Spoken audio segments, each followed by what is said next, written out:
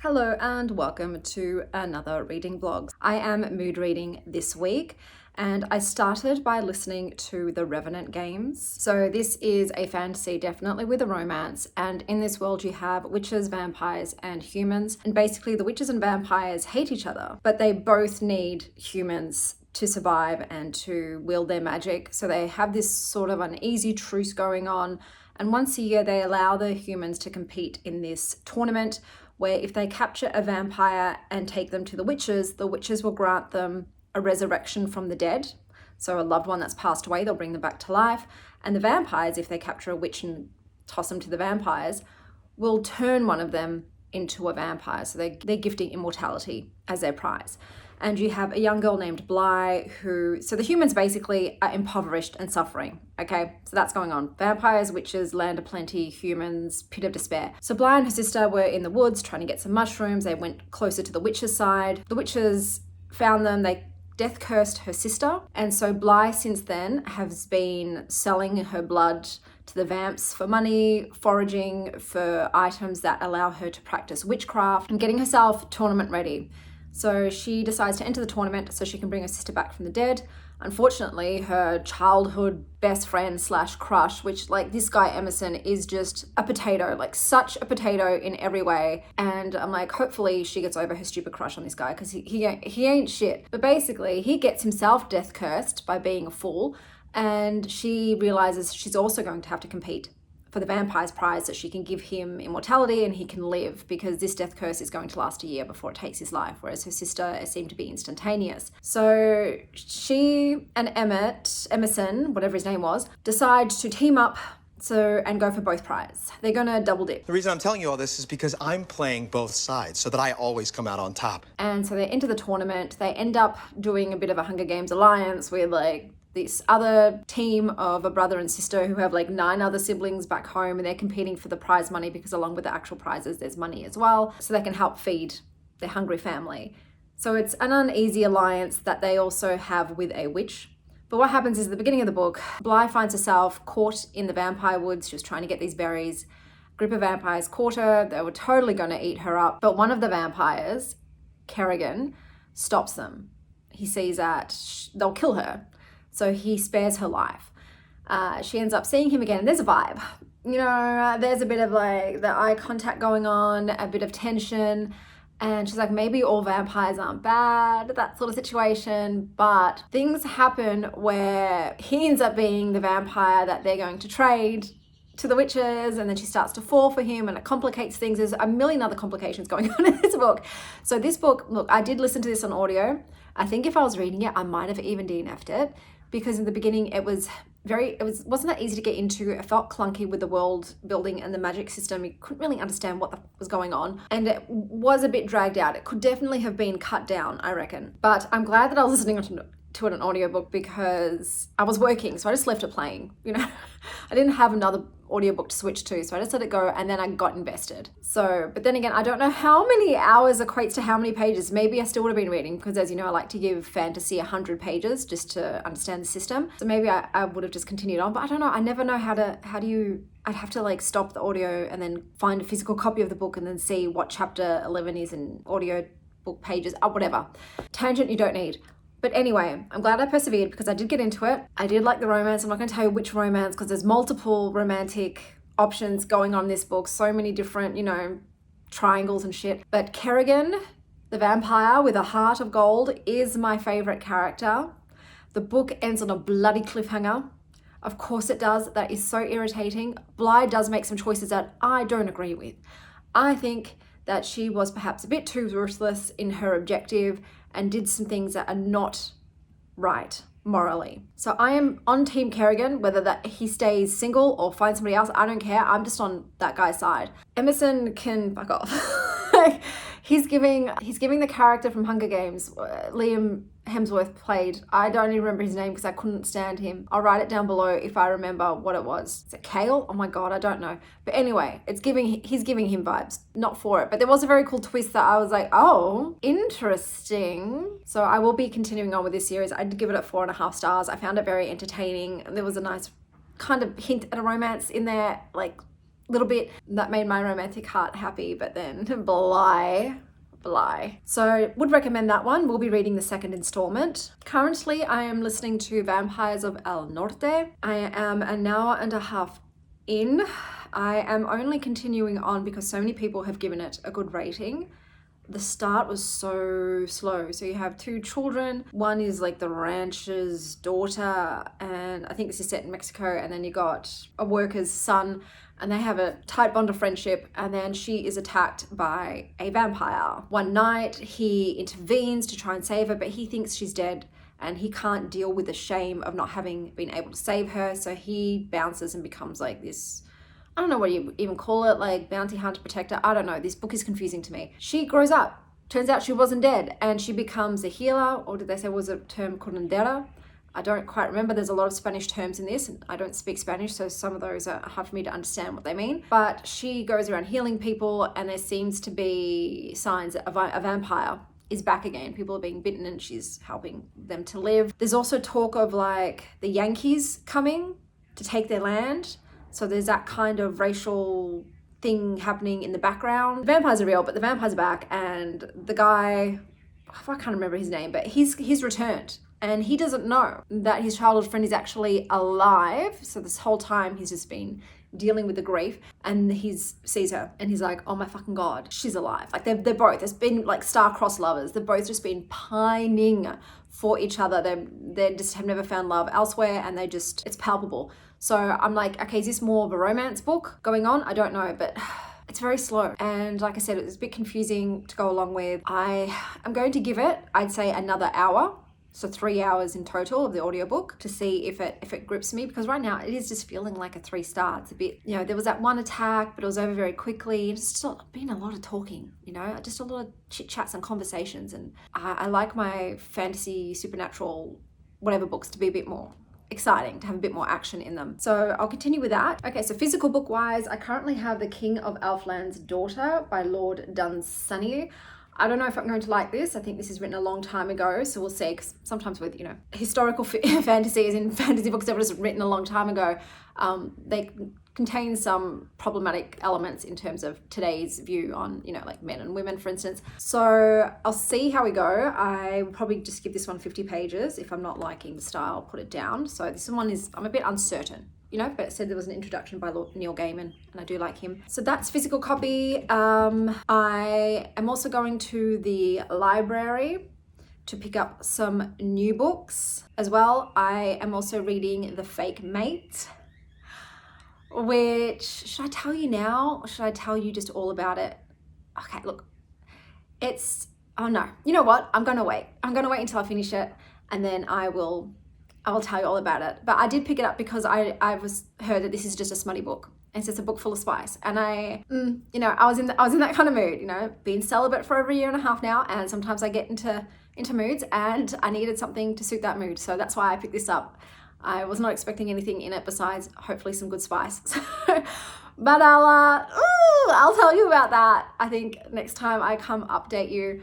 So besides that, I am going to the library. Obviously, I just said, it's goldfish brain at the moment, and I'm going out to brunch, take myself out, and that's all I have on the agenda. But I'll see you guys when I have next read some books.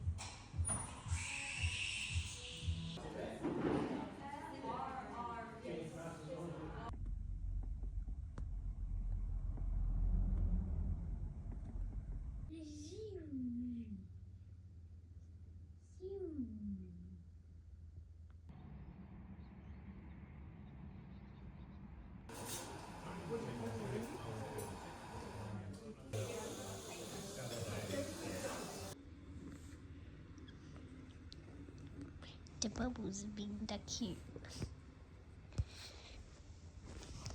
You don't like the right thing. Come on, I'll bring it back. Hello.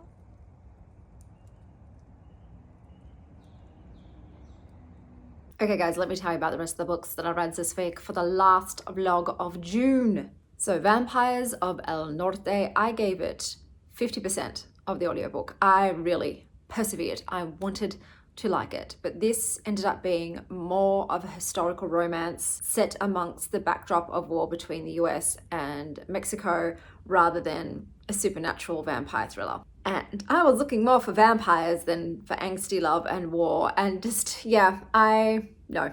So it just wasn't for me. I wasn't in the mood for it, and it was a bit slow paced. I got to stick these out because otherwise it looks like I have shoulder bones in the wrong places. Okay, so on to the next one. The King of Elflands' Daughter by Lord Dunsany. I'm going to put a different cover up because I actually don't like the covers that was on my edition. I think this one's way nicer. So this is a pre-Edwardian fantasy, so that means it was written before the 1900s. I don't think pre-Edwardian fantasy is for me. This was so over the top, sort of purple prose, to the point that it is a chore to get through and to understand what is going on. It just seems that there was very little happening, and there was not much in the way of development of the female characters in this book, which, you know, I had a feeling, okay, this is written even before Tolkien, probably not going to like it. And when it got to the point where it's like, oh yeah, we like to hunt unicorns, it's like, there's nothing in this for me. I don't like it. It's, I'm not going for anything now that was written before the 1900s. So I did end up DNFing at this one. Okay, The Fake Mate. So I finished it. I gave it a 3.75. This is a smutty knot fest. So this is what they call, is this a megaverse? But it's a werewolf sex book, basically. There's a lot of knotting, guys. If you don't like knotting, and I'm not going to get into that here, but it involves the male appendage and something fancy that it does, a little trick, then don't read this book, because it's not only happening a lot, but it's involved in the dirty talk. And there's a lot of dirty talk in this. Some of it I didn't mind, some of it I'm a bit like, no. This book in general, it's about two doctors and they're werewolves. I had a bit of an issue with like the world building in this and the magic system. So with werewolves, omegas are rare and so are alphas. And yet it's like the unicorn magical pairing of an alpha with an omega. It's soulmates. It's, well, literally mates. And everyone just hopes they can one day find one. And I'm like, make an app. If this pairing is so mind-blowing, why wouldn't you have an app where omegas and alphas can go on there and find each other? It makes no sense to me that everyone in this world is just leaving it to chance that they pair up. I'm like, no, that wouldn't happen. But anyway, there's two doctors. The woman is an omega, the male is an alpha. He's been hiding his alpha status because people don't like to hire unmated alphas in case they get a bit too aggressive, a bit too testosterone-y. They like them to be mated because it chills them down. So he's going to get fired because someone's blackmailing him that they're going to leak it. And she just wants to get her family off her back about finding a mate. So they fake date. But this is very fast-paced. Don't expect a slow burn in this. The attraction is just too strong. They're like, you know what, let's add a sex addendum to our little fake dating policy because we both want it and we're adults, and they do. And there's a lot of it. I knew what I was getting myself in for. This, look, the kind of, what's the word, dynamic between the two reminds me a lot of Ali Hazelwood books, but this one has a lot more slick sex in it. But if you're just looking for a quick, steamy werewolf romp, this is for you. You know what I mean? It's like, I went into it knowing what I was going to get, and I got what I wanted. It's not like phenomenal. It's a 3.75 still, you know, at the end of the day. But it did the trick. I would prefer it wasn't a megaverse, it was just a werewolf one. I just don't like the whole knotting alpha omega heat situation thing. It's a bit too animal side. But, you know, I just let it happen and enjoyed it while I was in it. The next book I picked up was War Bride by Sylvia Mercedes. So if you recall, in my family chooses my books based on the cover, I read the second installment in her, I can't remember what it was called, something King series, whatever it was. I'll put pictures up. And this one is sort of like showing you, so in that book, you remember the main character was called Firaine, and she was subbed in for her sister to marry this troll king, and he got very angry about the deception. Oh, the deception! The betrayal, man, you deceived me! The betrayal, the deception. So in this one, we find out that the firstborn, elder sister, who was meant to marry the troll king, is alive and well, and she has been kidnapped and has been shucked off as a war bride. So basically a war bride is when people come and abduct women and they take them back and they're given off as sort of the war camp's sex worker. So someone gets to bid on them and they can keep them to themselves or they can share them around.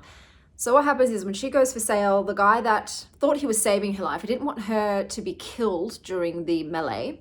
So he takes her back and he didn't know that these fae that he's working for like to sell off women prisoners as war brides. He was unawares because this guy is a unicorn man. So there's a term for it. I forgot what it is, but he rides unicorns, you know? So he's not like these gross fae. He's different. So when he sees her being sold, he's like, I gotta just get all my money and throw it at her and save her. But lo and behold, it turns out that if he does not consummate their war bride marriage, she goes to the runner-up bidder the next day, and that guy is a foul beast who is disgusting. So he's like, look, I'm really sorry, but if we don't consummate it, you're going to him and I can't protect you. I can't save you. I know you don't want this. So this is not slow burn, but he sort of tries to go around it and subvert it by saying that in his culture, to be consummated, they do a hand fasting ceremony and then he just has to make her come, pretty much. And that's consummation of the marriage. It's not about him popping a cherry. It's about him bringing her to climax. So, you know, he tries to take it slow. She's never done anything. She's a virgin. And yeah, he has a bit of a lick and she has a bit of a and he thinks, sweet, that's done. But no, because obviously he's not in his home country, is he? No. So the fae are like, well, sorry, my dudes, but that's not consummated. It has to be blood, either her blood or yours. So instead, he's offered the opportunity to fight to the death with the runner-up, gross guy. And he decides to do that. Decides to put his life on the line to protect this lady. He doesn't know. And look, a biggest issue I had with this was that this princess is so snooty. And she was actually she did a runner on her forced marriage. That's why her sister had to be subbed. She tried to do a runner. She ended up caught in this battle between death mages, fae, and the unicorn guys, and then gets brought back. But she's just so ungrateful and rude to this man. His name is Tar. He's just trying to do the best he can and be a stand-up guy in the shitty situation he's in. But she's awful. Anyway, he goes to fight for her life. This is the last, I think, Sylvia Mercedes book I'm going to read. Her romances just feel icky to me. There's always like dubious consent and it's a bit salty. And even though I liked her in this and he was doing the best he could, I still don't want to see people forced into sex acts when they don't want to be involved in those sex acts. So, and her FMCs are also just very unlikable for different reasons. I've never liked a single one of her FMCs. So I think she's out for me. I did like the unicorns in this. They were awesome. They can talk to their writers. So I loved them. But yeah, this author isn't for me. But if any of that story sounded good to you, I've got to start reframing. I'm a bit negative sometimes in books I don't like. But like they could also be positives for some people, you know, it's just because I didn't like it. That's somebody else's jam. They like the fast-paced love. They like the forced proximity and arranged marriage and forced marriage and what's the word I'm looking for? Like sort of reluctant at first sex acts, but then that they end up really enjoying it. They didn't want to partake, but then afterwards they're like, you know what? I think you changed my mind with your skills. So like I said, I will do a bit better to be more neutral in my summation of books that I didn't personally enjoy, just in case anybody else wants to read it. But yes, I gave this a 3.25 stars at the end of the day. And then I picked up this book. This is The Floating Hotel by Grace Curtis. So this was touted as a cozy sci-fi. And I feel like sometimes the word cozy can be synonymous with boring. So in this one, this is about a bunch of people working on a floating hotel. So think Floston Paradise from Fifth Element, but there's no Lilu, there's no Corbin, there's no excitement. All there is the quiet discontent of the staff on the ship. So it's kind of like looking at a 9-to-5 corporate job, but just in space and on a ship, on a hotel, where nothing really exciting happens. It is just overall quite tepid. There are a lot of characters, so you get a lot of POVs. I didn't really like any of the characters or the voices in this. Something kinda happens at the end, a little bit, but it's still very mild. You know, it's like nothing really grabbed me about this whatsoever. I pushed through because I thought maybe there'd be some really mind-blowing development because you're told in the blurb that there are Imperial spies aboard the ship. So I thought maybe it's going to turn into this massive sort of spy thriller. When they say cozy, they do mean like it's okay. You're not going to get startled by anything. And even the end, the decision, which might seem like, oh, that's a hard decision to make, you're going to be okay with it, you know? Just like the characters are. Everybody's okay. So I didn't love this. 3 stars. It's a 3 stars to me. It was fine. You know, middle of the road. So I think with anything that's got the word cozy in it, I have to read reviews first, because if it is a bit too much on the humdrum angle of cozy, then it's not for me. Like the characters would have to be phenomenal. The writing would have to be. If there's no plot really, no action or excitement, there's got to be something else that's fantastic. And like I said, the writing and the characters and the setting didn't really do much for me. I would have much rather watched Lost in Paradise stuff. Like, we saw what happened with Ruby Rod. Yeah, everything's ready, Captain. Mr. Rod. What? You're gonna have to assume your individual position. I don't want one position, I want all positions.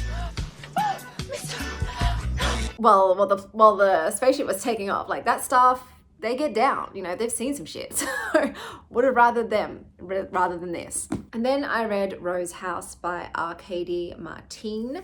So this is basically about a creepy house that likes to fuck with humans. In this futuristic setting, this architect has infused AI with a building, his home. He's dead. His remains have been turned into a diamond by the house itself and remain in there. The only other person that the house allows in is this other architect that this former architect was sort of being a mentor to, and he's now allocated her as his archivist.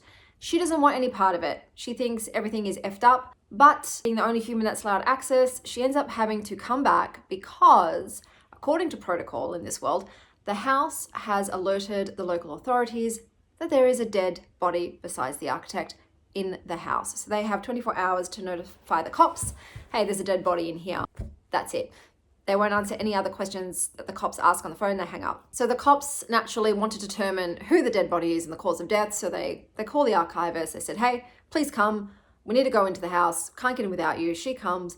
The house then says though too, hey, only one human's allowed in here. So officer lady, are you a human or are you the law enforcement? And the other cop that comes with her is like, oh, no, I'm not going in that house. That house is now deciding if you go in it that you're not a human being and therefore it can harm you or do whatever the fuck it wants with you because you're a non-entity, because you're a non-person now to it. So he's like, I'm out of here. But the other cop lady's like, I gotta do what I gotta do. She's like, yes, I am the something lake precinct. I forget the name of this precinct. So she goes in, there's a dead body. She tries to investigate, tries to cooperate with the house, but the house is a fucking smart ass. The house is just playing like a cat plays with mice. And it's super creepy. But the ending is also very ambiguous. This is a very short book, and it pretty much, this book felt to me like pasta water. There's a hint of something that used to be there, but the meal itself is actually missing. You know, it's like a ghost of a taste. So I, 3 stars, once again. It's pretty much what I give books that I don't dislike or like, pretty much. It's fine. I think if you kind of like the mystery, enigma, make your own assumptions and assertions kind of vibe, and you know, AI as a house, and the whole sort of ethical debate about AI, and especially in terms of it being put in houses and those houses having their own will and authority, then you probably really enjoy this. It wasn't enough for me to feel fulfilled. But it's, like I said, it's a quick, fast read, so if anything about it piques your interest, give it a go. So let's talk about the books that I read that I finished the month of June with. So we have The Revenant Games by Margie Fusten. This I gave 4.5 stars, and this was my absolute favorite read of this particular vlog. So that was the witches versus vamps with the humans in between, tournaments to compete to win immortality or raise a dead loved one from the grave, complications arise, and a lot of shit happens. So that was a 4.5 stars for me. We'll be continuing with the series. That being said, understand, it's a bit clumsy. It's a bit messy in terms of the world building, the magic system and the narration and everything, but it's just, I was obviously in the mood to be entertained and I found it entertaining. Next one, we have Vampires of El Norte by Isabel Canas, and this is about historical Mexico during the battle with America. I think it's in the 1800s. Let me just check that. Does it say what era it was set in? 1840s. And there's two star-crossed lovers, and there's like vampires kind of sprinkled in, you know, like a dash of vampires. I don't know, maybe they're more prominent at the end, but I didn't want to continue on because it wasn't entertaining for me. But this has gotten a lot of great reviews, so give it a go. And decide for yourself. Then we've got The King of Elflands' Daughter by Lord Dunsany, which is a historical, in terms of written a long time ago, fantasy book about a knight, I guess, and a princess. I don't even remember what the premise was, but the women are not really like amazing in this, and the way it was written was just all words. All words, and I'm like, what does this mean? I feel like I'm drowning in letters.